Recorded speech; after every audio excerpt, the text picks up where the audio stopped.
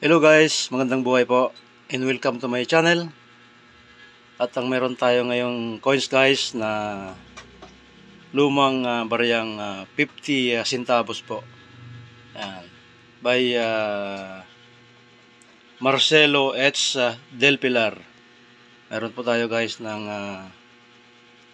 1985, dalawang piraso po. Ayan. Dalawang piraso 1985 at mayroon din siyang konting error siya. At then dito, isang pirasong 1986 at isang pirasong 1989. 50 centavos po na Marcelo H. Del Pilar. Yan po, nakalagay po dito, Republika ng Pilipinas, 1985, dalawang piraso po ito. And then isang pirasong 1986 and 1989. Ito po. Sa likod niya po, tignan natin. So, ito po yung likod niya. Ay makikita po tayo mga tawag ito, agila. Ayan. Ito po sa taas yung dalawang 1985 by ito po. Sa taas po dalawa.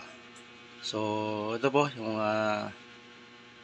likod ng ating 5 kalagay po dyan, 50 centimo. Ayan po, 50 centimo ng barya po. Ito.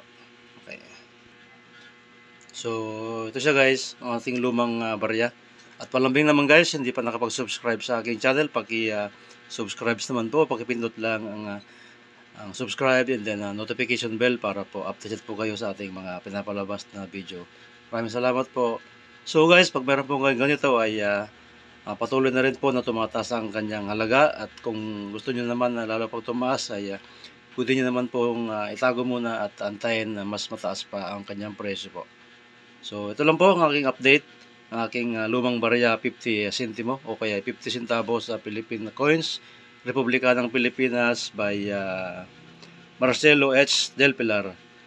Okay po, maraming salamat and God bless po. Thank you guys, thank you, bye bye.